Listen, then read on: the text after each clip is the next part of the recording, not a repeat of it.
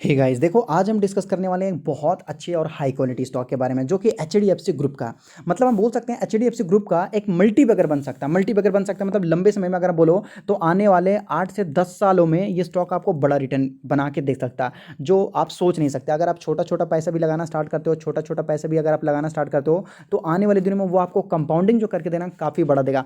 पहले मैं आपको बता देता हूँ, एचडीएफसी बैंक ने काफ़ी बड़ा रिटर्न बना के दिया, ऑलरेडी वो बहुत बड़ा है। हाउसिंग डेवलपमेंट केवल एचडीएफसी की बात करते हैं तो उसने भी काफ़ी बड़ा और हज़ारों में रिटर्न दे रखा है। अगर मैं आपको बताऊं तो जो फॉरेन वाले हैं, डोमेस्टिक वाले हैं, भाई एचडीएफसी जो हाउसिंग डेवलपमेंट है इसको नहीं छोड़ते हैं। मतलब पता ही नहीं चलता कंपनी प्रमोटर्स की है या फिर डोमेस्टिक या फॉरेन वालों की है। इस तरीके से इतना बड़ा हिस्सेदारी खरीदा और पब्लिक तो है। और एचडीएफसी एएमसी तो वो तो है भाई, थोड़ा बड़ा स्टॉक है। तो मैं आपको छोटा बताने की कोशिश करूंगा जो आपको प्रॉफिट भी बढ़ा दे और टेंशन भी ना रहे ज़्यादातर। वीडियो स्टार्ट करने से पहले मैं आपको बता दूं, ये मेरा सेकेंड यूट्यूब चैनल है जहां बहुत छोटा सा ये चैनल है। यहां पर अभी जो है केवल वीडियोस बनाना स्टार्ट किए गए हैं। अब देखो, मैं आपको ये नहीं बोल रहा हूं सब्सक्राइब करने के लिए, ये आपकी मर्जी है। अगर आपको सही लगा तो यहां पर देखो कोई इन्फॉर्मेशन देना स्टार्ट कर दिया गया है। देखो टाटा ग्रुप के कुछ ऐसे स्टॉक हैं जो आपको पता होना ही चाहिए मेरे हिसाब से। मुझे लग रहा है टाटा ग्रुप के कुछ ऐसे स्टॉक हैं जो टीसीएस से 5 गुना ज़्यादा ताकतवर मुनाफा देने में भी है। और मैं आपको बताऊं तो कुछ ऐसे फार्मा स्टॉक भी मैंने यहाँ पर बता रखा है जो आपको काफ़ी अच्छा मुनाफा देगा। तो मैं आपको बोलूंगा ये छोटा सा चैनल है, तो यहाँ पर जाकर जो आपके लिए इंपॉर्टेंट वीडियो है वहाँ पर आप ध्यान दे सकते हैं।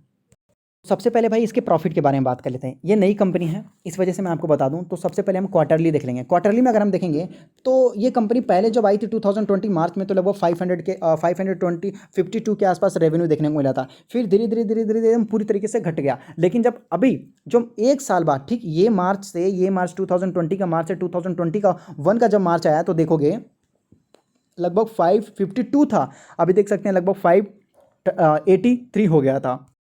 तो यहां पर देखो, तो ये कंपनी कोविड की वजह से गिरते हुए नजर आई थी। लेकिन उसके बाद अगर आप देखो तो जब प्रॉफिट हुआ तो अगले साल में देखो कितनी अच्छी तरीके से, उससे भी जितना पहले प्रॉफिट था उससे भी आगे चला गया। तो मतलब ये क्वार्टर रिजल्ट आपको बताया जा रहा है जिसमें अप्स एंड डाउन देखने को मिलते हैं। लेकिन आप आ जाते हो एनुअली पे, भाई जब आप एनुअली पे आते हो ना तो लंबे समय का ग्रोथ होता है। इसीलिए मैं बोलता हूं कहीं भी अगर किसी अच्छी कंपनी में निवेश करना हो तो पिछले 10 साल का डेटा देख लो, 5 साल का डेटा देख लो, आपको पता चलेगा कि कंपनी प्रॉफिट कर रही है नहीं कर रही है। अगर कर रही है तो नेक्स्ट ईयर भी आपको करके दिखा सकती है। यहाँ पर देखो 2016 में आपको बताया जा रहा है 889 का रेवेन्यू है। फिर देख सकते हैं 1000 का हो गया, फिर नेक्स्ट ईयर देखिए 1300 का हो गया, फिर देखिए लगभग 1600 का हो गया, फिर देखिए 1600 के आसपास ही है। क्योंकि 2020 में आपको प्रॉब्लम देखने को मिला था ना, इस वजह से। मतलब हम बोल सकते हैं कि ईयर ऑन ईयर कंपनी में काफी अच्छा परफॉर्मेंस किया जा रहा है। मतलब इसलिए मैं बोल रहा हूं कि अगर 10 साल तक अगर ऐसी कंपनी में सोचो, वो भी एचडीएफसी जैसी कंपनी में अगर आप पैसा लगा के छोड़ देते हो, मतलब जो भी आप छोटा हो मोटा हो या आपके पास ज्यादा पैसा हो छोटा पैसा हो, जो धीरे धीरे भी लगा सकते हैं, तो केवल 10 साल के लिए छोड़ सकते हो। तो इसका देख सकते हैं रेवेन्यू जो आपको देखने को मिला यहाँ पर लगभग 1600 के आसपास। तब भाई मैं आपको बोल रहा हूँ बहुत बड़ा हो जाएगा, मतलब 8-10 हज़ार के आसपास तो हो ही जाएगा। यहाँ पर प्रमोटर्स के आसपास देख लेते हैं क्या प्लेज वगैरह है क्या। यहाँ पर प्लेज नहीं है, प्लेज कुछ भी नहीं है। प्रमोटर्स के पास देखोगे पहले 63% था और अभी यहाँ पर कर लिया गया है, देख सकते हैं लगभग 58% के आसपास। मतलब प्रमोटर्स ने अपनी हिस्सेदारी घटाई है। लेकिन कब घटाई है वो भी देखेंगे। तो प्रमोटर्स ने अपनी हिस्सेदारी कब घटाई है तो दिसंबर में घटाई है, देख सकते हैं 58% कर लिया गया था 60 से, और अभी देख सकते हैं उतना का उतना ही है। सही है, हाँ थोड़ा सा घटाया गया। तो ये प्रमोटर्स कभी क्या होता है कि हिस्सेदारी कभी घटाते ही रहते हैं कभी बढ़ाते रहते हैं। कंपनी को लगता है कि भाई हाँ नुकसान हो रहा है तो भाई निकल जाओ। प्रमोटर्स चालाक होते हैं, लेकिन याद रखो पहले से कर लेते हैं। उसी तरीके से जब कंपनी को पता चलता प्रॉफिट होने वाला है तो प्रमोटर्स और बड़ी हिस्सेदारी खरीद लेते हैं। तो थोड़ी सी हिस्सेदारी घटाई है। देखो 58.86 है, मतलब 59 तो है ही, केवल 1% के आसपास अप डाउन होता है, कोई दिक्कत की बात नहीं है, लेकिन फिर भी कंपनी में चलेगी। और फिर देखो फॉरेन वालों की बात कर लेते हैं। तो लगभग 20% था, अभी इन्होंने देख लिया 26% के आसपास कर लिया गया। डोमेस्टिक वालों की बात करें तो डोमेस्टिक वालों के पास भी देख लीजिए 6% था, 7% तक हाईएस्ट गया था, अभी देख लीजिए 6% पे ही आ गया जहां पर था वहां पर। लेकिन है ना, पब्लिक के पास देखोगे तो पब्लिक के पास जो माल पड़ा, देखो भाई पब्लिक को अच्छे स्टॉक नहीं मिलते ज़्यादातर, तो पब्लिक को केवल 10% के आसपास ही दिया गया है। तो ये कौन सी कंपनी है मैं आपको बता दूं, तो एचडीएफसी लाइफ इंश्योरेंस कंपनी है। और भाई कुछ भी हो जाए, लाइफ इंश्योरेंस कंपनी में आपको ज़्यादातर गिरावट देखने को नहीं मिलेगा। अगर गिरावट देखने को भी मिलता है तो रिकवरी भी बहुत फास्ट होती है। यहाँ पर मैं अगर आपको बता दूं लोगों का क्या मानना है खरीदने के लिए कंपनी को, तो लगभग देख सकते हैं 94% यहाँ पर लोग बोल रहे हैं कि भाई इस कंपनी को खरीदना चाहिए। देख लीजिए, मैं नहीं बोल रहा हूँ, यहाँ पर लोग बोल रहे हैं। देखो लोग जो बोलेंगे भाई वही सही है।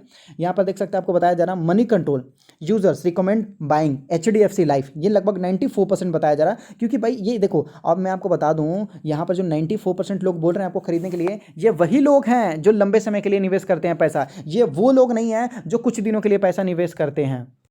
अगर आप भी ये स्टॉक खरीदना चाहते हो, एचडीएफसी का ये जो स्टॉक खरीदना चाहते हो, देखो भाई पूरे एचडीएफसी ग्रुप में मैं आपको बता दूं तो केवल एचडीएफसी लाइफ इंश्योरेंस ही आपको जो है जो छोटा देखने को मिल रहा। छोटा देखने को मिला। अगर आपको लाइफ इंश्योरेंस वाले कंपनी पर ज़्यादा भरोसा नहीं है तो मैं आपको बता देना चाहता हूँ, LIC लाइफ इंश्योरेंस अगर आप देखना चाहते हो तो कितनी बड़ी चीज़ है। LIC लगभग अगर आप देखो तो 40,000 करोड़ 50,000 करोड़ का जो है इसका केवल पोर्टफोलियो से ही प्रॉफिट बुक करके निकालता है। अभी देखोगे जहाँ तक लाइफ इंश्योरेंस की बात होती है तो भाई तीन ही दिग्गज कंपनी हैं, तीन, और वही तीनों राज करने वाले हैं आने वाले दिनों में, HDFC, ICICI, SBI।